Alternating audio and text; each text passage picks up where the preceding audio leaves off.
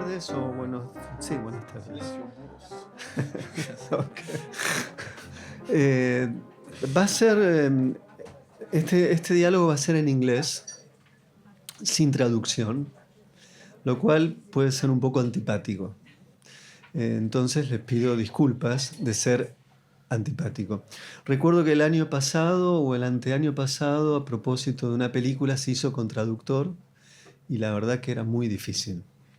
Y conociendo a Radu, que habla mucho, yo lo que no lo prometo, voy a tratar de, que es distinto de prometer, yo voy a tratar de, más allá de que salga inmediatamente y que esté en las redes, voy a hacer lo imposible para traducirlo luego y subtitularlo.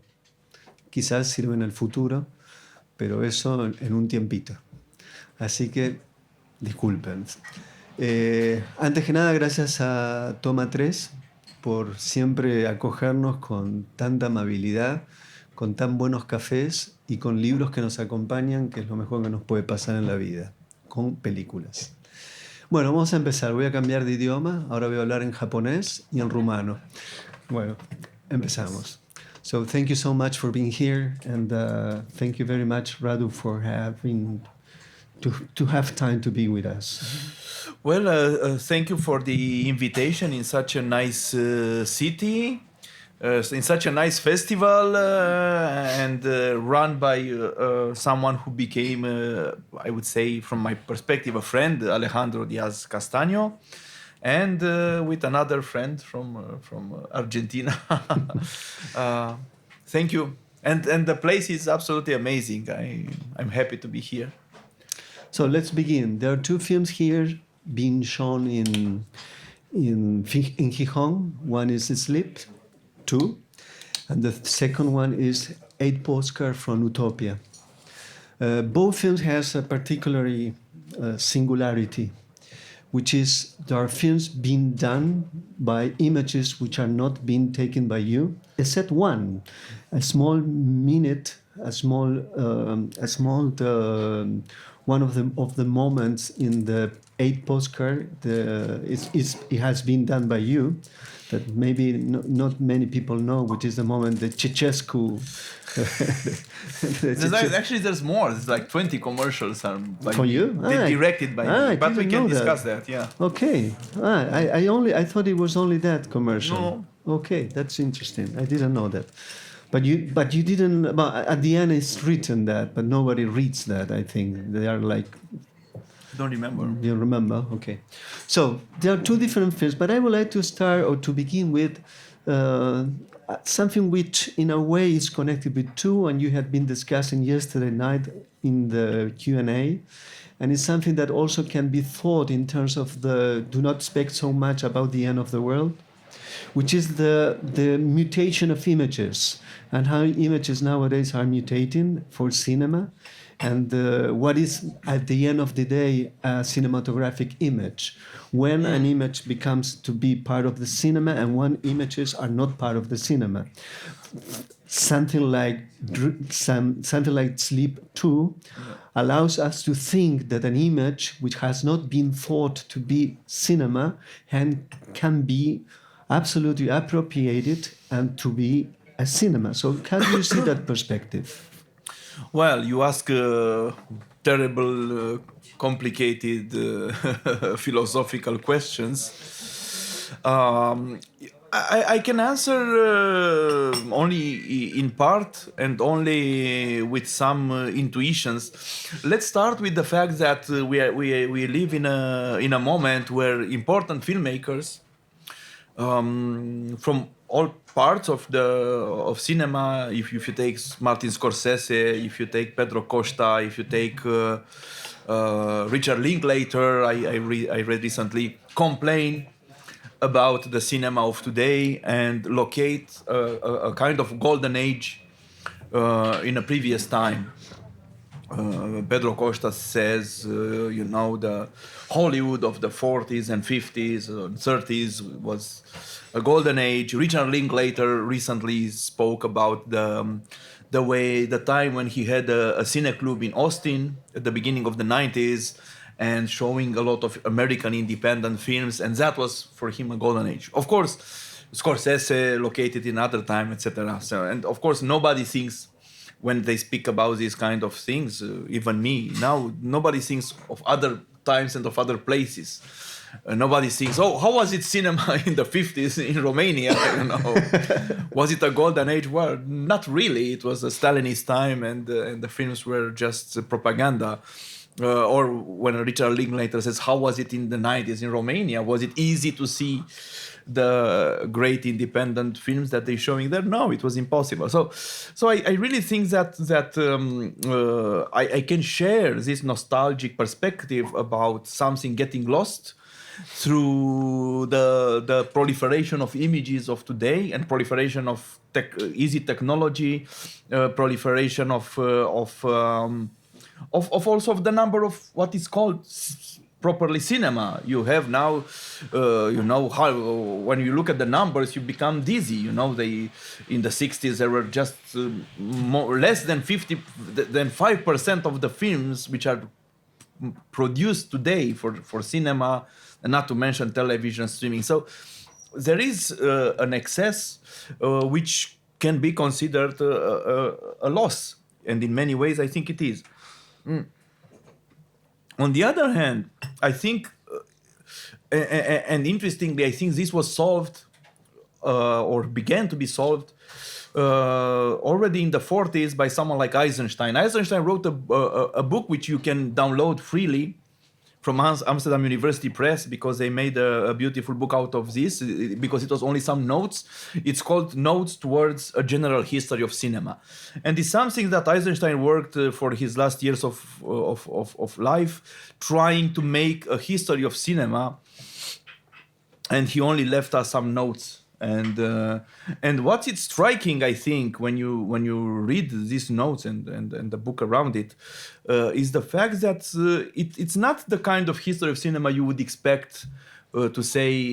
It started with Lumiere, then you have Griffith, then you have Lubitsch, I don't know. For Eisenstein, it started with the paintings in the caves. Then with caricatures, or I don't know, or mixing, or with the cathedrals, with the projection of colors in the cathedrals on the walls, and with El Greco.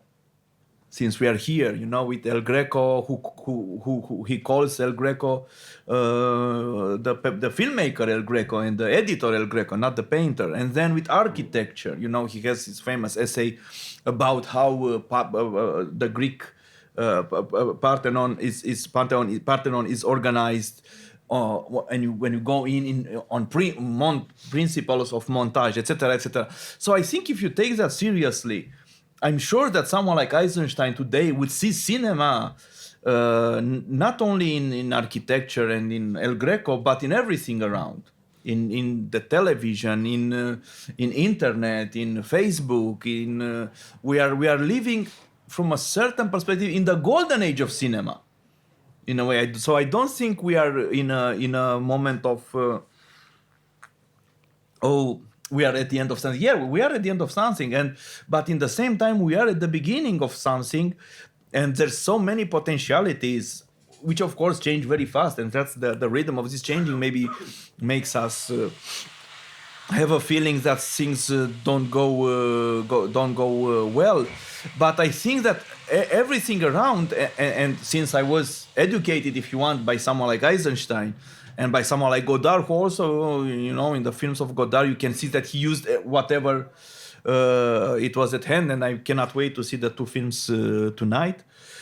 And since I was educated, and my gaze, my mind, at my small level, was educated by this, I cannot see a crisis. On the contrary, I'm exhilarated. I feel a feeling of whenever I see a new image, a new thing on TikTok, a new AI generated shit someplace. Well, we can see the dangers into that. There's a lot of dangers, we know. But it was danger in cinema from the beginning, and it was danger in everything that appears from the beginning. So I don't think it's just another type of danger that we have to be able to understand and address. And I think cinema can only succeed and exist anymore and has a meaning not if we look at only at the past for saying, oh, how great it was, but to say how great it could be if the potentialities of this are understood and used. What I think it makes the difference is that I agree, I go along with what you're saying fully, but there is a difference. And the difference is, even Einstein, and now you, To make a bad montage. yeah, well, no, what I mean is, you're thinking in terms of something. I mean, you have the tools of thinking about there is a history, you can connect, you can make a kind of, it's not a kind of imposition of the present around the images, this kind of abundance of images that we have, but you're thinking historically in a way. So, and you have said, it's a thinking way to think about cinema, because as Einstein has been thinking in the past, there were. So how do you think the relationship between, let's say, the tradition of cinema and this spread of different kind of ontological images around, which are not exactly part of cinema, because it's the same. Letters are everywhere. Everybody's writing, but not because you are writing. The writing become immediately a piece of, I don't know, a book or an essay or haiku or whatever. Of course, I'm not talking about the vindication of that, but I'm talking about before that. You understand me? So, because I agree that immediately you can understand that we are in the golden age, but at the same time we are living in a kind of dark ages in a way, in terms of there is no thinking. It's almost an experience around the world in many areas, like politically, for instance. Like Mr. Trump in the United States, it's something connected with that on one hand, or in my country, the ridiculous president that we have, Mr. Milei. So, can you say something about the connection between knowledge and the mediation through that knowledge in order to grasp what is going on in this mutation of ontological images around? Oh, well, I don't know if I can say something so generally. But you can say something because you are using that. And you it's true that one of the things that happens today, but I think it always happened in one way or another. I'm not so. I mean, of course, it's terrible things that happens in the world.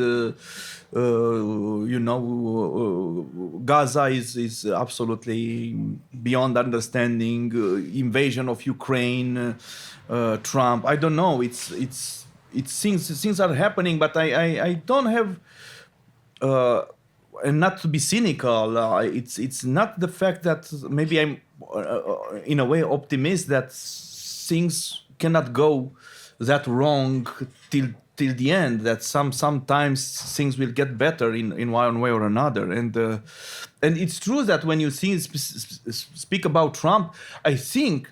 And I was somehow thinking of his victory just before a few days or something like that, because I have these all accounts. I have TikTok, I have Facebook, I have Instagram, and more Trump was like a performer, and I think that was his genius in a way. I think his kind of humor, his kind of persona, his kind of personality, his kind of performance was perfect for the new media. Mm-hmm.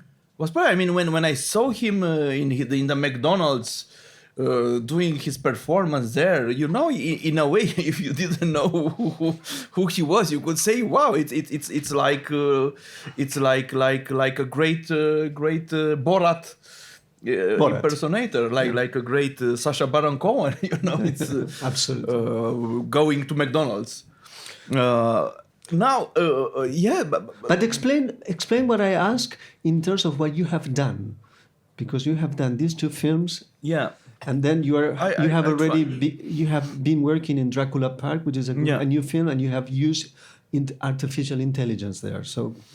Oh yeah, but I use the most stupid artificial intelligence programs. So it's but for a purpose. Look, I cannot. I have to finish answering you. When you speak about history, I think that's one of the terrible things that happens everywhere in arts. I don't know, or the way I see it, is this lack of connection with history, not meaning by that to follow it, but to engage with it, and that I think is wrong from 2 points at least. One is the fact that without knowing the history, you don't know what is new, and I think the whole history of arts in the Western world, at least, was after at some point, because it was not from the beginning with what is new and how the things are expanding. If you take literature, I don't know if you start, let's say, just by that from Balzac, you have this realist novel.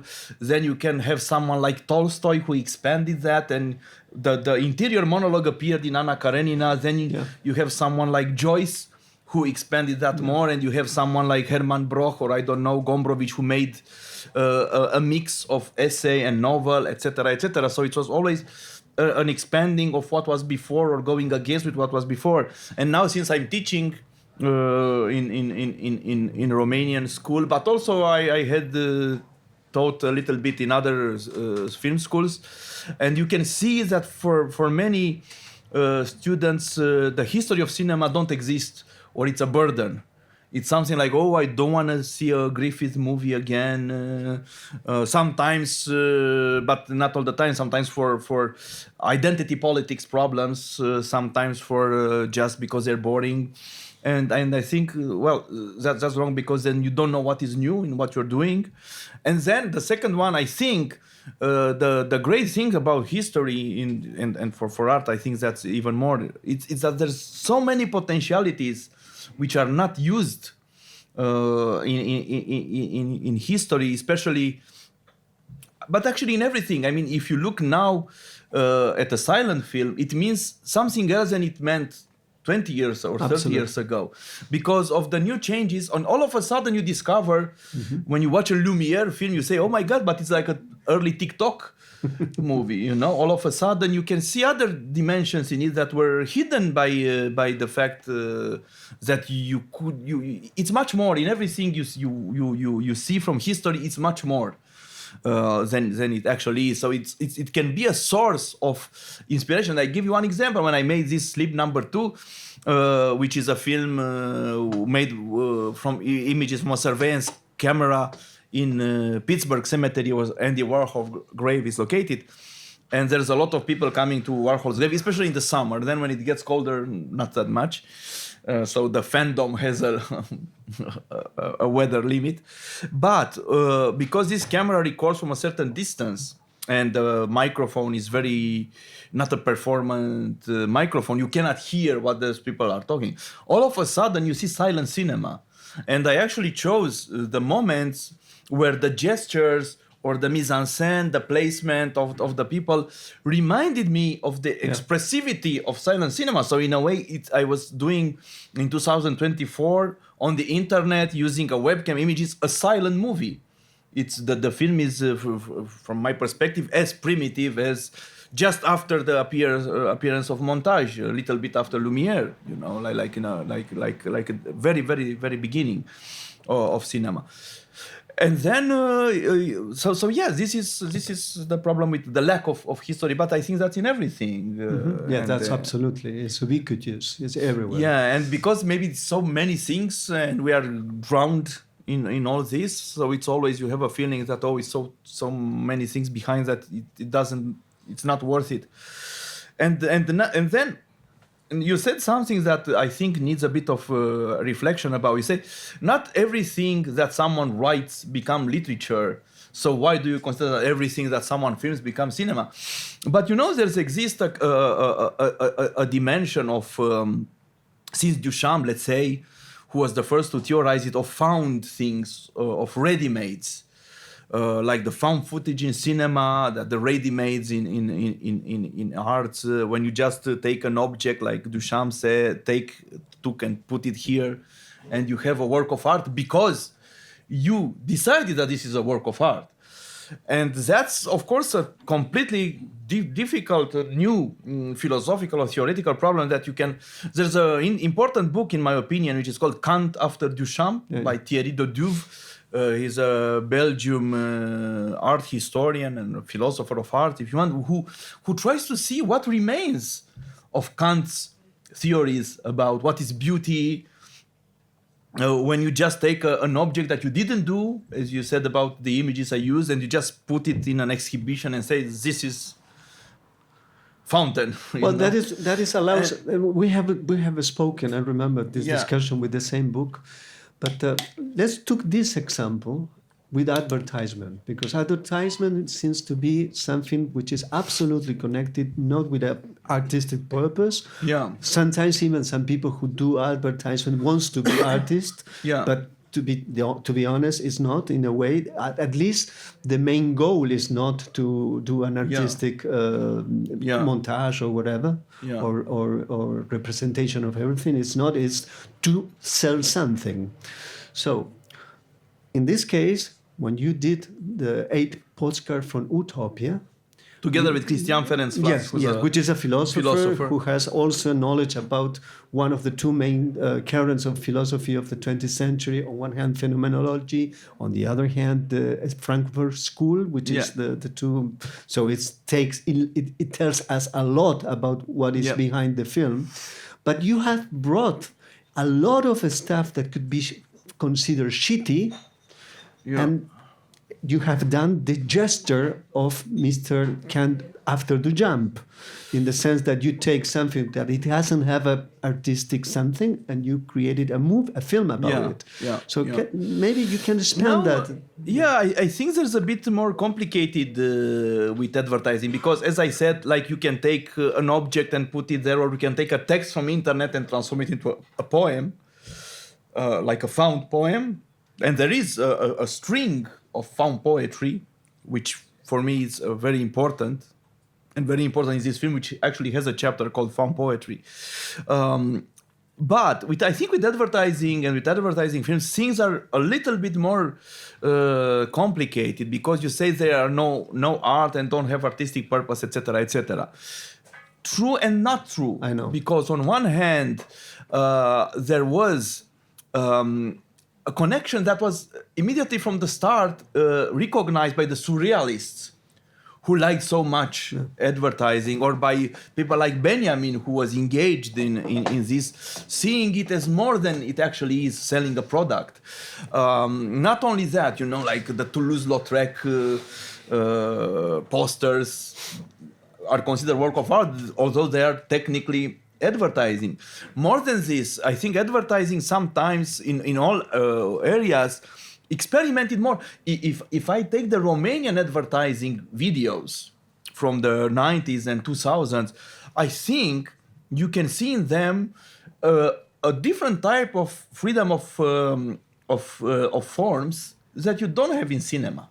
In the official cinema, I don't know. It's more playful. It's more daring in some cases. Of course, in order to sell a product, but also selling the product sometimes comes in advertising strategies, in hiding the fact that you're selling a product. So that's one thing. And the other, I think it's if you remember, I don't remember who wrote that, but maybe you know more than me, and you remember that someone said that when American studios appeared, and they had their own stars, their own backcloth, their own sets, etc., each film was considered an advertisement of the production company, because some scenes were made just to show that, I don't know, Universal Studios have this stars, and we have this studio, and we have this crane that we can use, So I think advertising, it's very, very, it depends on the angle you watch it. It's artistic and non-artistic in different ways. Yeah, that could be also extended for propaganda films. It's an advertisement of ideology. Absolutely, yeah. But let's go to the film, if we can. Yeah. This one particular, 8 postcards, because it is quite clear that we can understand a whole imaginary landscape through gathering a couple of advertisements from a certain period of time. So I would like to know why you have chosen that particular period of time, which is the end of communism or whatever it was in Romania, and how was the structuring model or the structuring rationality or rationale behind it? Because there are plenty of things, but at the same time you have 8 postcards. So how was those items came about and structured the film? Well, first of all, I think the film plays with this idea that was very dear to Nouvelle Vague critics and then filmmakers, that in fiction you have documentary inside.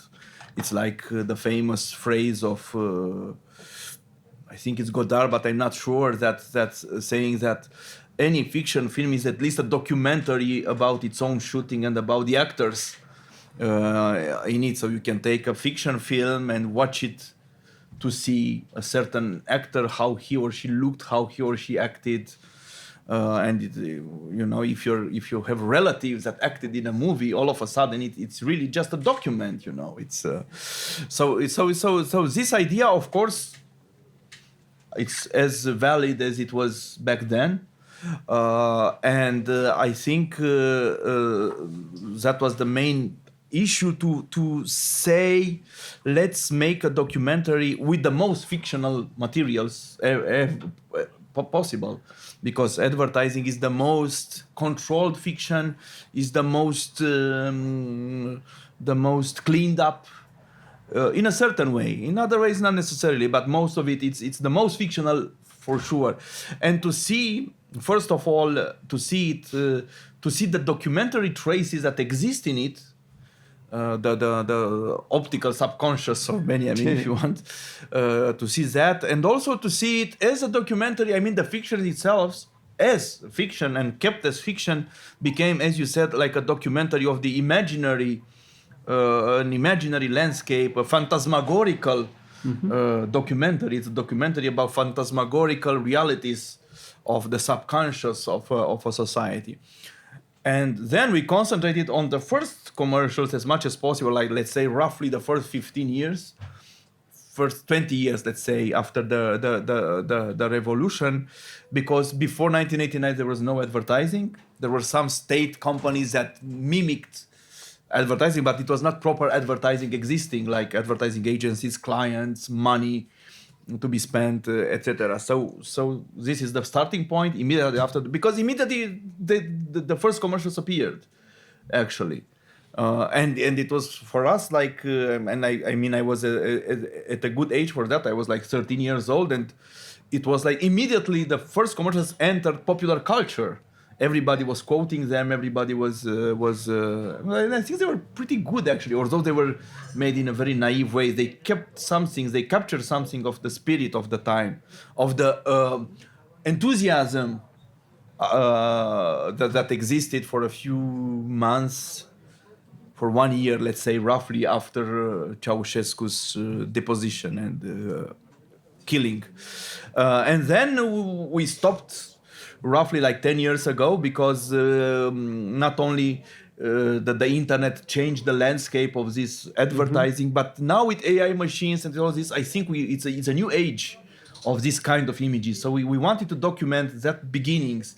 And in a way, of course, people in the Western world can say, and sometimes it was a criticism towards the images, saying, oh, you know, we had that from the 60s or 70s or whatever.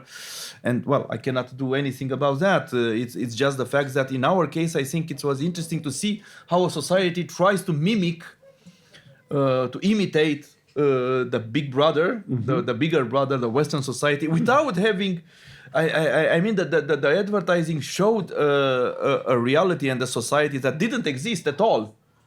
And you can see that. You can see inside the images there's a contradiction. There's a big contradiction of, you know, the poverty of what you can perceive behind in some of the details or the landscapes or the spaces or the people, the way they look, the way they. So it's this poverty which was all over, with the mimicking of the Western world, so to speak. I think that's the theme of the film, in a way. These contradictions, this. One of the. And how was the work? How did you work with him, with the philosopher? I wouldn't say now Romanian philosopher because you correct me badly in Vienna recently. No, I didn't correct you. I said that Romanian philosopher sounds a bit ridiculous, I think, for me. But he's an exceptional person, Christian. He's publishing books in Springer. He's the president of Romanian Society of Phenomenology, and he's very much interested in cinema, in images, in new media, what is called new media. So he's perfect for this, and something more, I think, because you can have these qualities and not. I think he's someone, maybe because he's so much interested in avant-garde, that has a real taste and has a real humor and a real taste for arts. Let's say I really think he's very, very gifted, and I think he should go on. And the process of collaboration was very simple in a way. I mean, I invited him in the project. I had the idea. He structured it roughly at the beginning in order to find to make the applications and find some money. And then we started to find materials. And that was the most difficult part and took us longer than we thought, because there's no institutions archiving it. And you cannot ask from the companies directly because they wouldn't give it to you. And we made the film with no rights whatsoever, so it's a total fair use, if you want. I mean, we didn't have any possibility. I mean, it's so many rights involved that if you want to buy, it's like 500 commercials with, companies or rights of authorship of all kinds. It's impossible to do it properly. So the only way was to invoke fair use and to do it like that. And then so after we gathered these materials, we realized from the beginning that the nature of them is so heterogeneous. There's not an homogeneity. We say commercials, but actually we mean a completely different world of materials and of images and of image production and of image meaning, etc. So then we structured it in parts, in chapter, and then actually we together with our editor, with Cătălin Cristuțiu, we watched the images by ourselves and made notes, and the process of editing actually was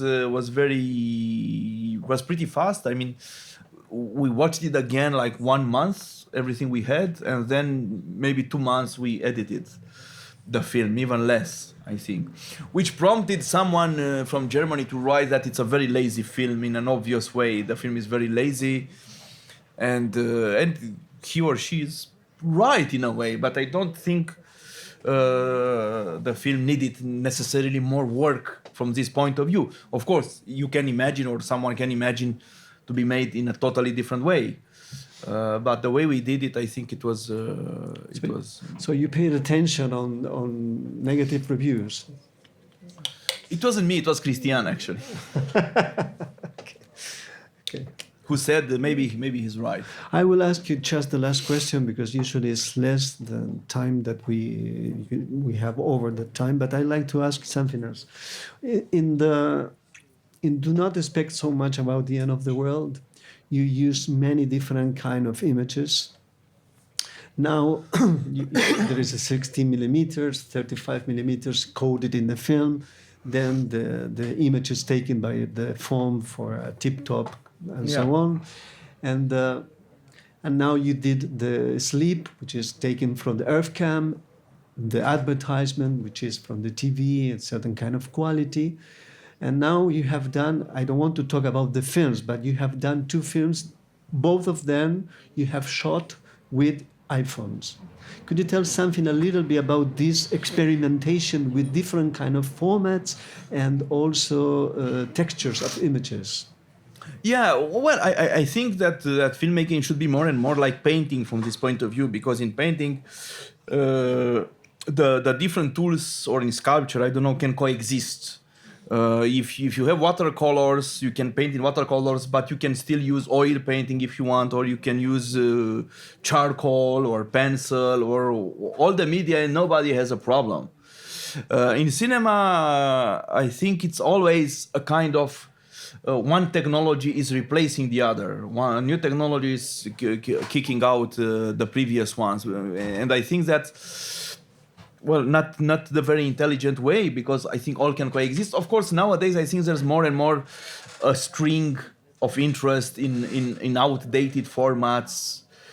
I mean, considered outdated, like 16mm images or 8mm, and sometimes you have the feeling, I said, oh my God, I'm fed up with watching again a 16mm artsy movie with images which would look much better and will be more meaningful with a good digital camera, you know. So, but apart from that, I think I really consider the technology very important in many ways, and I don't think that things which says one type of technology is ugly and another type of technology is beautiful. 16mm is beautiful and iPhone is horrible. But you can have this kind of reaction, and the way to do it, the way to get rid of it is to explore it, and to explore it while working. And but this is something that John Cage used to say. I remember this anecdote about John Cage, which I think is beautiful, that he was living in Los Angeles, and at some point in the 60s the radios appeared, like these radios with batteries, and everywhere on the beach and in the street there was radios playing music and playing radio shows or whatever, and he was really complaining, saying it's so horrible. And then he said, you know how I got rid of that? He made this piece, imaginary landscape number, I don't know, 4 or something, for radios, where you have to turn on, the performers turn on radios, like 10 or 8 radios in a certain rhythm, let's say, and it's like a cacophony of radios playing together for minutes. And he says, now when I go on the street, I have the feeling everybody's playing my piece, you know, on the radio. So, but in a way, I think he's right. I also consider that iPhone image is ugly in a way, because it's not something that you are used to. It's something that alters the color, alters the movement in a way that seems ugly for us, because we are. But after working 2 films with iPhones, now I consider it beautiful. Because all of a sudden you discover in it's so much more richer, and you can use it. Of course, the thing is not to use it like it's 35mm. That would be stupid. Is to use something like it's something else. Sometimes they even, you know, when you go to these editing houses, if you shoot digital, the first thing they do in the color correction is to put a layer of film grain on the image. I say, why? If you shot it digital, leave it. No, it's better to have it to look like film. And I say, well, I don't want to shoot digital to look like film. If I want to look like film, I would shoot in film, you know. So I think it's you know, now even you can put even these small imperfections of film stock, and you can choose the film stock grain, you know, digital. You know, you can. Do you want a Fuji 500 ASA grain or a Kodak 200 ASA grain? I say, well, I don't want any grain. So it's the same. I think. I think iPhone is just another tool, and you can discover how beautiful it is if you work with it and you take it seriously. But I'm not saying that iPhone should replace red cameras or should replace film stock. I think they should coexist. If they exist, they should coexist. That's it, my friend. Okay, thank you so much. Muchas gracias. Un aplauso a Radu. Thank you.